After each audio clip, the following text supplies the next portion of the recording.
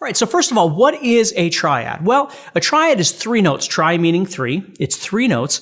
And in our case, what we're dealing with here are the 3 notes that make up or comprise prime chords, like a major chord or a minor chord.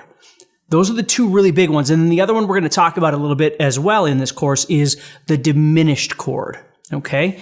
So understanding what that is, what they are, what notes we're talking about, what intervals we're talking about, and how to see those on our fretboard and how, again, to interact with those things. So in our case, you may or may not know your theory, and that's okay if you find you need to study theory a bit more to understand some of the things I'm going to be talking about.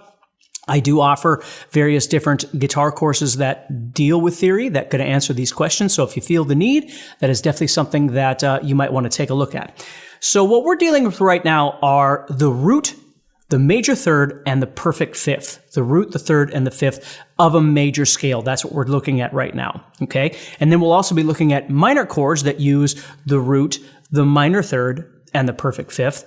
And then if you know anything about your theory, in a major scale, a diatonic scale, do, re, mi, fa, sol, la, ti, do, the 7th chord is what we call diminished. And a diminished chord is comprised of the root, the minor third, and a flatted fifth. Now, if you don't know what that stuff means, don't let it freak you out. It's just understanding that when I play something like a G chord, this G chord is major. When I play an A minor chord, okay, this A minor chord is, of course, minor. If I play something with that flatted fifth in there, I'd be playing more of a diminished kind of sound. So again, you might know what those mean. I'm not trying to weird you out with it. I just want you to understand that the bulk of what we're going to be talking about in this course is going to be based off major and minor chords because that's really what makes the musical world go round. But I do want to include diminished as well because it might be something that you find beneficial on a number of different levels.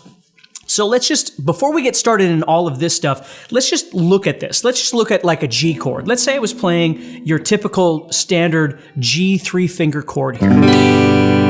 Okay? So when I play that G chord, you might be thinking, well, why do I need to learn intervals or why do I need to learn triads if I can just play the chords? Well, it's nice to know what's going on inside that thing that you're playing. You know, we as guitar players oftentimes learn how to play a lot of shapes and things like that, but we don't always know what we're doing and why we're doing it. And so we're leaving a lot of our abilities to chance, just hoping that whatever we're playing over things are going to work. Or, you know, a lot of times we think about, you know, improvisation, which is just moving around randomly and whatever. But I think for most elevated guitar players, there's a lot of knowledge or understanding how things work. Now, again, that might be a visual thing. It might be a theory thing. There's a lot of different ways you can approach this stuff, but knowing how to handle the situation that you're in musically with confidence, that's kind of the trick here. And so I don't find that triads are overly obnoxious or difficult or anything like that, which is why I wanted to make this course on it. I think there's a lot of really usable stuff here that really isn't that hard. It just takes a little bit of your time and some patience. So if we take a look at this G chord and we think about the G chord on its own, the G triad, a G chord contains the notes G, B, and D. That's what a G chord is doing. But when we play this chord, we're playing 6 strings. So what are we doing? Well, if we look at this, we have G, B, and D, and then G, B, and D again. Okay? That's what we have going on there. So G, B, D, G, B, and then, G on the bottom, not D, G on the bottom. So what's happening here is we got 3 different Gs, we got a couple of Bs, we got a couple of Ds, or if I went to this G bar chord right here, I'd have G, D, G, B, a D, and then G again. So again, a host of Gs, a host of Ds, and a B in there. What we want to do is understand why what we're doing is working or isn't working, instead of just randomly dealing with 6 strings all the time or 5 strings or whatever, and hoping that what we want is somewhere within the context of that shape. So with a triad, what we're going to do is we're going to laser focus. We're going to target in on the root, the third, and the fifth, that G, that B, and that D. And I'm talking in terms of G because in this course, we're going to be dealing with the key of G, the chords of G, and that certainly includes the G major chord. All right. So just kind of understanding that. So that's where I always used to get confused, is when I would make chords, I never knew what I was doing. And I would make these chord shapes and there were all these notes in there. And then I would see other players that weren't using these big, what we'll call block chords, like a big G chord or a big D chord. They were just doing things where they're going.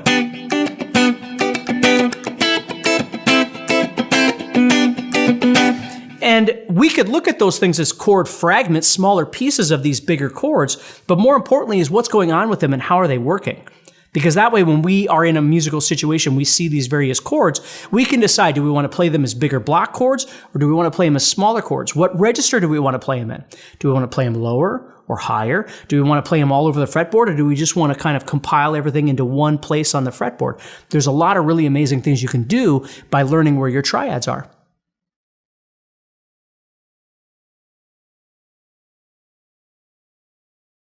All right, so what we're going to be doing is we're going to break down the fretboard in groups of 3 strings. So we get our root, our third, and our fifth, and they exist on separate strings. Okay, so we're going to do the first, second, third strings, and then we're going to move to the second, third, fourth, fifth, and then fourth, fifth, and sixth. That's how we're going to approach this.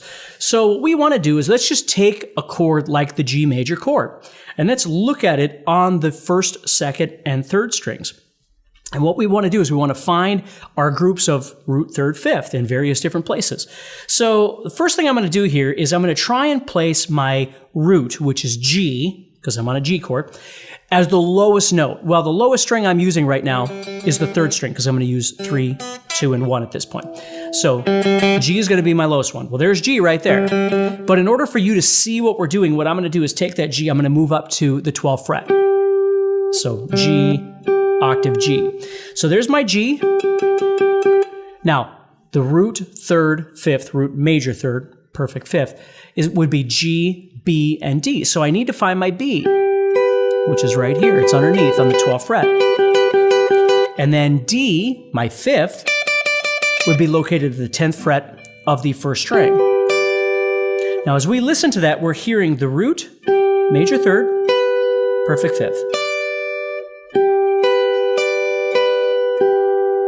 And oftentimes when you're learning these sorts of things, just take some time to listen. Take some time to look, okay? So first listening, if we listen to the scale, 1, 2, 3, 4, 5. So there's our notes right there. Root, third, fifth. If we visualize this, what I want you to realize, and I'm going to try and show you as many shortcuts, if you want to call them that, as I possibly can, by looking at different ways of seeing this stuff on your fretboard and relating it to something you might already know. So what we're really doing right now is we're taking a 5th string bar chord, which is the A shape, if you know your cage chording system. And again, if you don't, it's okay. But it's your 5th string bar chord. That's where this is coming from. So root, third, fifth. Okay? That means if you wanted to play a C chord, for instance, as long as you could find your 5th string bar chord, you could look at these first 3 strings and go root, third, fifth. Okay? So if you heard somebody play this C chord, instead of just doing that, you could go, okay, I think I want to emphasize the third. And you could find it. Okay? So there's 2 things happening here with each one of these. There's the terminology of the intervals, root, third, fifth, and then there's the notes, C, E, G, or in the case of G major, it's G, B, D. Okay? So the easiest way to think about that is just count up on your fingers, G, A, B, C, D, C, D, E, F, G. Now that's not always going to work because some keys have sharps and flats, but again, I'm not going to get all crazy with that. But just understand that. So when I'm playing this, and you can always look at your fretboard and figure out your notes too. But, so G, B, and D. Right there. Finding it off the 5th string bar chord of the A shape of the cage system.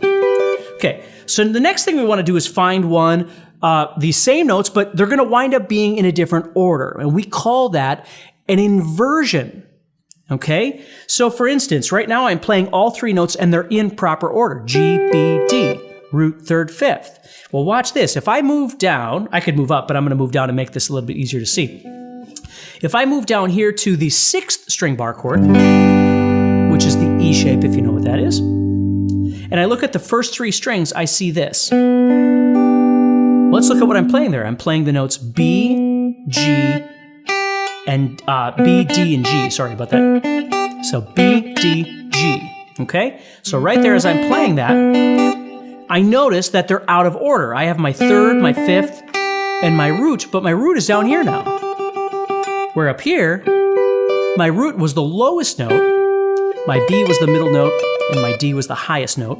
Now all of a sudden I've got B here as the lowest note, and then D, and then G on the bottom. Okay, it's the highest note, if you will, not the lowest note. So what's happening here is we've switched the order. We call this an inversion. Okay, this is what people refer to as the first inversion, if you've ever heard that term before. First inversion simply means that the third is now the lowest note of that root third fifth. The third is the lowest note. Okay? That doesn't change anything, but it is nice to know because when I go to play this, I know this is my third. I know this is B. And again, there might be a host of other ways you know that by knowing all the notes on your fretboard or whatever it might be. And this is just going to reinforce that logic that you might already have. If you don't already have that logic, you've been introduced to a new idea. Okay? So there's my third, my fifth, and my root. B, D, and G sitting right there. Okay? So what do we call this then? Since all those are in proper order, we call this the root position. Okay? So this is root position. It's normal. This are the same notes, but we're going to call this the first inversion. Okay? That makes sense. So it's still root third fifth, but the third is the lowest note now. So we have third, fifth, root. Okay? And the next one we're going to learn is right here. Now this is going to look like a D chord. If you know your cage system, I'm playing the D shape. If you don't, you're just going to have to understand that what I'm doing is taking the D chord, moving up D, D sharp, E, F, F sharp, G. So I'm moving right here. And when I play this shape, now all of a sudden, I've got the fifth, the root, and the third. So if we think about that, okay, I have D, G, and B. So it's the same three notes again, but they're in a different order. Now the fifth is the lowest note. So we call this a second inversion. So when people refer to second inversion, what they're saying is the fifth is now the lowest note. Okay? So root, third, fifth, root, fifth, root, third. That's what's happening. So with those three shapes, we can start learning how to maneuver around the fretboard and become aware of this. And again, I want to keep reminding you to think about two things. Think about the intervals and think about the notes. And just get it straight in your head. Don't be in a hurry. Just think about the intervals. Think about those notes. Root, third, fifth. G, B, D. Third, fifth, root. Right? B, D, G. Here we've got our fifth, root, third. D, G, B. Okay? And just kind of roll that through your brain. Now, if we step back out, we take a little bit of a larger view of this, we're seeing a fifth string bar chord, which is giving us the root position. We see the sixth string bar chord, which is giving us the first inversion. And then we see the D shape right here, which is giving us the second inversion. Okay? So just trying to get used to that. And what I recommend is just getting used to being able to move around. Like you might do something like this.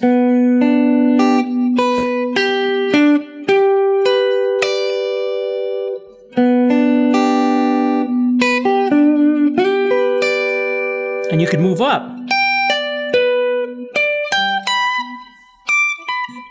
Not that I'm probably going to play it that high, but it is there.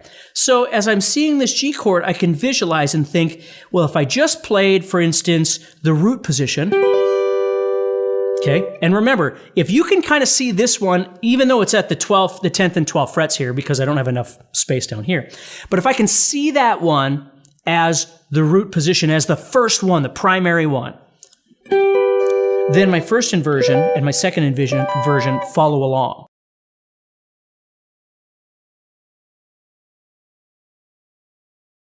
All right, so the next step is let's start creating some parameters to try and follow.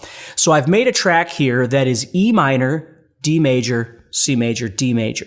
So again, it's in the key of E minor, which is the same as the key of G major in terms of its chords and the notes we're using, all that sort of thing. So we're not leaving the key of G major. We're just focusing on E minor, D, C, D. So if you know anything about modes, this would be E Aeolian or E natural minor. Okay? And if you don't sweat it. You're just doing the same thing we've been doing. The only difference now is we're going to look at this from two different perspectives. We're going to look at this both from a rhythmic perspective, a chordal perspective, and we're also going to look at this from a solo builder perspective. So let's start with the chord perspective first, okay? So again, if you think in your head, how do you normally play E minor, D, and C? And you might come up with, E minor and D and C, and there's perfectly fine. No, D major.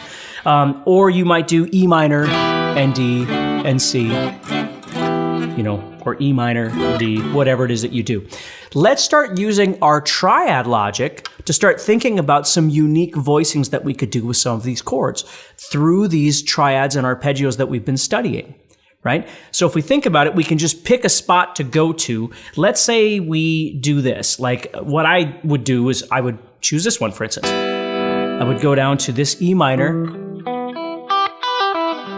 that I've got sitting right there, and I might do something with that, but let's use this shape right now.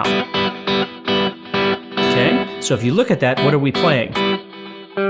What note is this? It's G, B, and E, right? So our G is on top, so think about that. Okay, so G, B, and E, so E, G, B, right? Okay, so there's our chord sitting there. First inversion. Okay, that would be E minor. Now we know that D is coming up, so what do we want to do? Well, the trick here is when you're using these ideas, kind of fragmented chords, if you will, is trying not to move a lot. Because what I always tell people is when I think of like E minor, D, and C, and there's nothing wrong with doing that at all. As a matter of fact, that's what I did on the track when I made it for you. But what we're doing is we're adding another level to this. And again, I always think of this as this kind of playing, these kinds of chords are things that I do when I play in church. Most of the time when I play in my bands, they're usually heavy bands and I'm doing a lot of power chords and crazy stuff like that. But when I play in church, I'm doing a lot of this kind of stuff. Why? Because I'm playing with another guitar player, and that other guitar player more than likely is doing, open chords or bar chords or something like that. And that's great. Somebody needs to hold that down. But because somebody's already doing that, I'm looking for another voicing. That's my job. So I'm going to think E minor is sitting here. Okay, and what's really nice about that smaller triad voicing is that it's not fat, it's not thick, right? It's right to the point, so you can really hear those notes. And sometimes I might even play just the outsides of that shape. Right? It just depends. Okay? Anyway, so the next chord we've got is D. So then I'm thinking to myself, well, where could I go? Well, I could go up here. So now I've got this upper movement. Okay?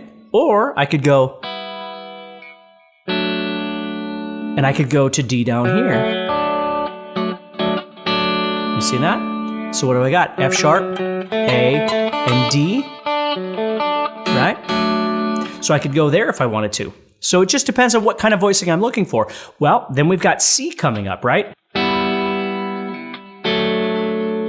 Now, I could take this same shape and move it down, which would wind up being like your C chord down here. But again, I'm not trying to make something that sounds quite that kind of parallel. So what I would do is I would take my E minor and move down. And then this is maybe where I'd come up to this C. And then I could go back down to this D or go up to this D. So let's look at a couple of different ways we could do this. So E minor, D, C, to D. Keep it all closed like that. Or maybe I go, and then, so it raises it at the end. There's this elevation in pitch at the end, okay? Or maybe I'll go E minor to D, and then C, and then D down here. That might be kind of cool, all right? So E minor, D, what if we went to C here, and then D up here? And now we've got this elevation happening where we're moving up. So we're moving from E minor, to D, and then C, and then to D. Well, that gets me thinking about another idea. So now what I could do is maybe instead of starting down here with my E minor, I start thinking of somewhere else I could go. Well, I know I've got an E minor right here. And again, I'm just on the second, third, and fourth strings for our example right now. I like playing these voicings on those strings because it's not too high and it's not too low. It's kind of right in the center, and it works quite well for voicings for an alternate guitar part, okay? But you can see now I could have the same idea. So E minor to D, to C, to D, and the whole thing could descend, and that could sound kind of cool.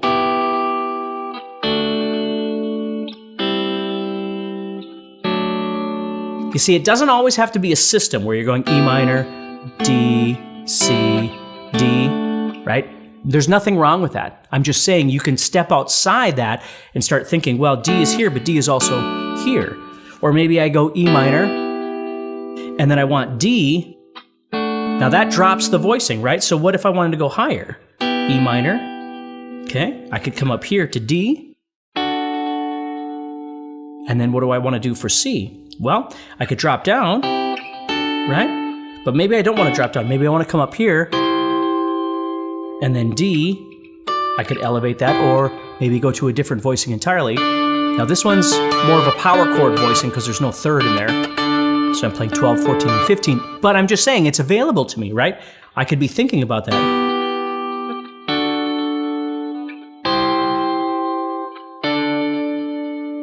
Or maybe I wanted to drop back down. So maybe I go E minor to D, to E minor, and then back down to D, or maybe I move it up. It's entirely up to you, but it's just something to think about a little bit. So as this track is playing, what I want you to do is just try a few different fragments. And I love to do this with students where I just have them try and play things. And again, you might have to push stop and just work with this a little bit until you get used to it. Don't expect that this is all new and your brain is just going to attach it and you're all of a sudden going to be able to use it. But the more you practice this, the easier it's going to get, right? So when the music starts, you might do something.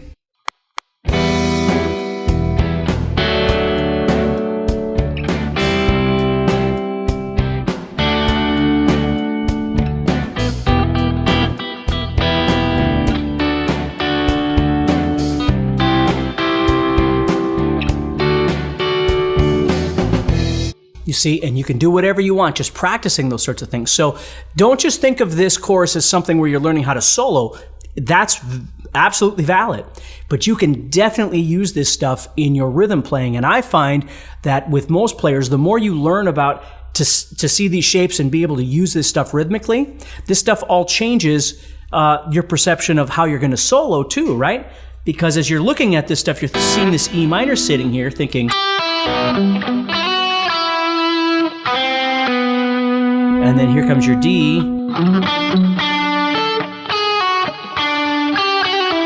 Probably should play that. And then C. And then D.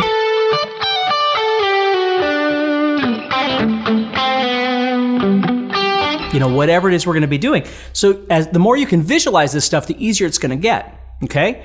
So let's talk about that for a second. So now we've got this E minor, D, C. We're going to talk about the soloing part. E minor, D, C, D.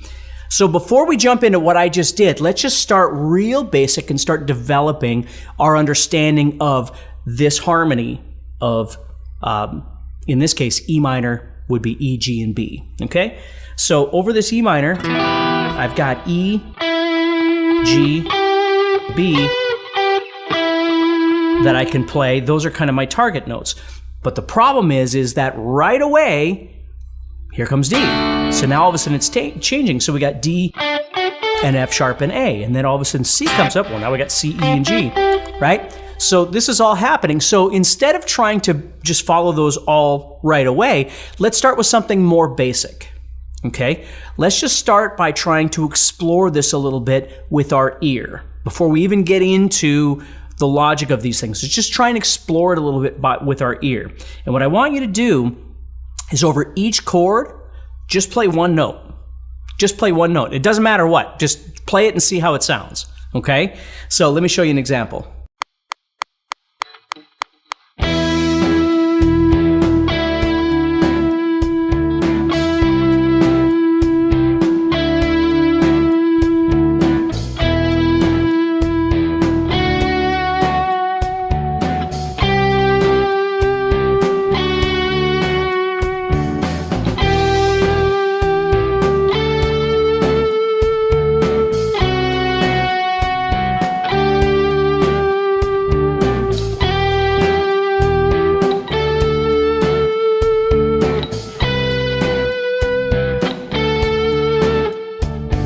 And what I want you to notice is when you're practicing this, and again, you could do any string you want.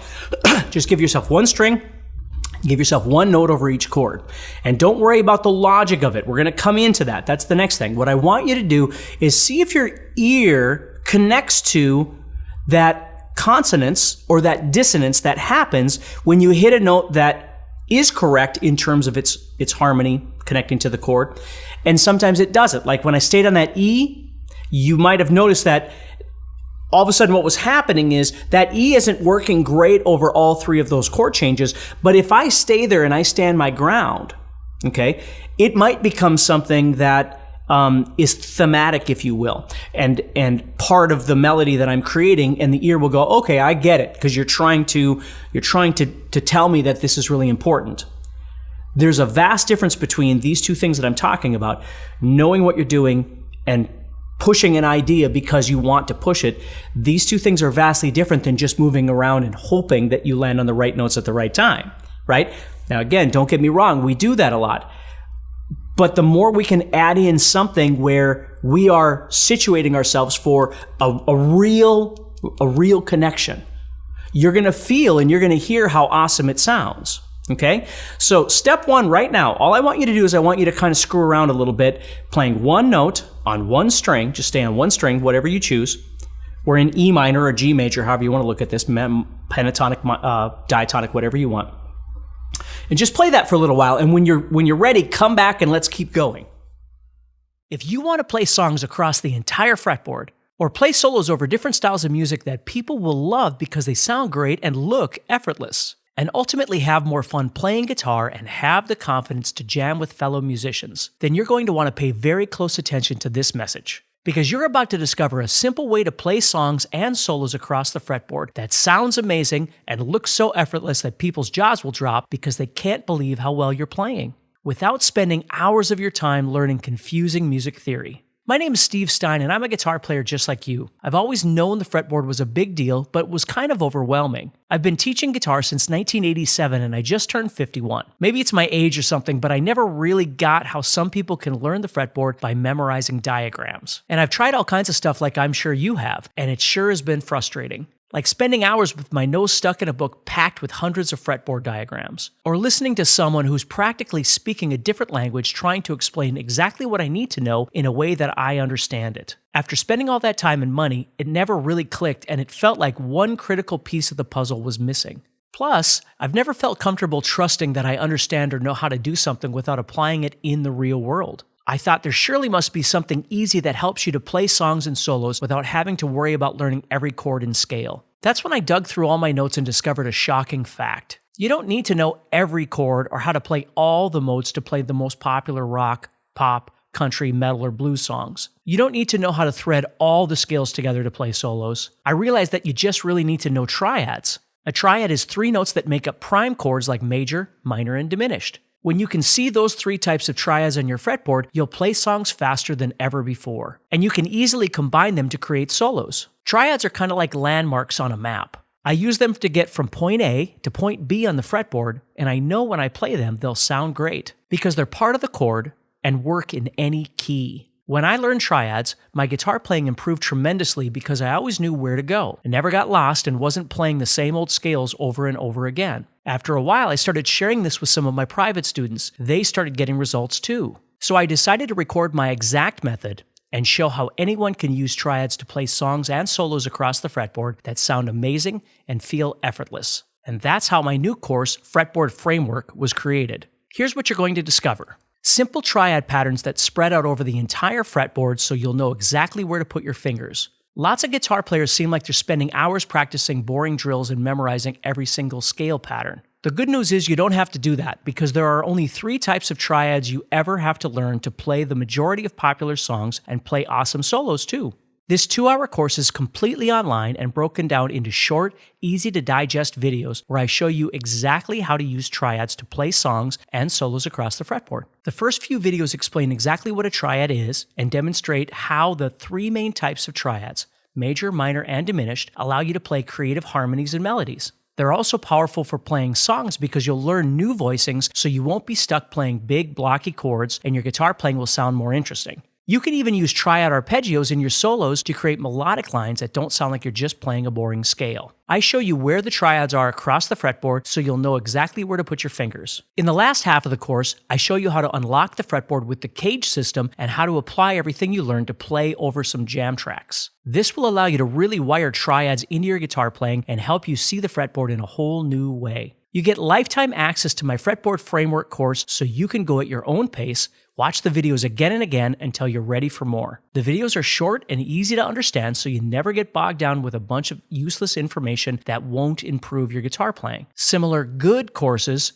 cost hundreds of dollars or even $1,000 at Berklee College of Music online. Or you can do like I did and spend thousands of dollars in college learning what I'm going to show you. With all that said, this could easily sell for $1,000. After all, similar courses sell for $14.97. Of course, it won't cost you $1,000, not even $500. Not even $100. You get the complete Fretboard Framework course for just 3 payments of $27.60. Or you can save 70% if you want to make 1 payment of $69. But it gets better because when you order today, you also get 2 exclusive live sessions where you can ask me your most burning questions about the course. And you don't have to worry about making it because they'll be recorded and uploaded so you can watch them at any time in the members area. Another one of the most important skills you can develop as a guitar player is ear training. That's why I've included my Ear Training 2.0 course as a special second bonus. You'll learn the secrets of playing songs by ear and be able to listen to songs and instantly know what notes will sound great for your solos. If you were to buy this on the website a few months back, it would have cost you $99, but you get it free when you order today. And if you order in the next 15 minutes, you'll get my 3.5-hour Essential Guitar Skills course that originally sold for $99. You'll discover all the skills you need to be a well-rounded lead guitar player. This will allow you to play freely across the entire fretboard and get really creative when it comes time to solo. With this course, you're going to overcome problems like not knowing where to start and end your solos, worrying about what scale will sound good for leads, and alternative scales you can use to improvise better solos than you ever thought possible. You won't have to worry about feeling lost or confused because your fingers will be trained to instantly find the right notes without any hesitation. So, to recap, you get my new Fretboard Framework course and all the great bonuses I just mentioned for just 3 payments of $27.60 or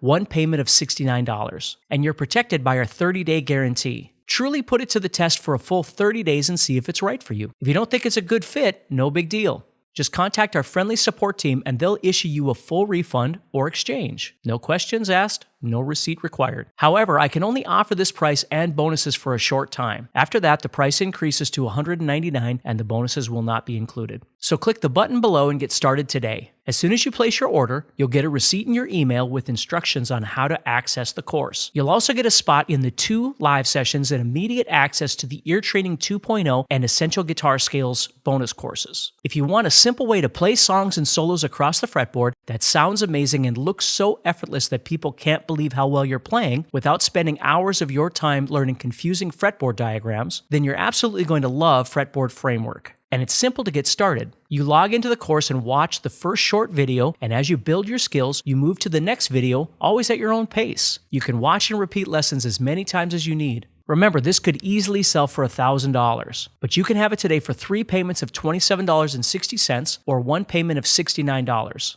And when you order, you'll also get the 2 live sessions and immediate access to my Ear Training 2.0 and Essential Guitar Scales courses. You'll learn the secrets of playing songs by ear and all the scales you need to improvise solos over any song. The bonuses alone have a $438 value, and you get our 30-day guarantee. But remember, I can only offer this price and bonuses for a short time. After that, the price increases to $199 and the bonuses won't be included. So click the button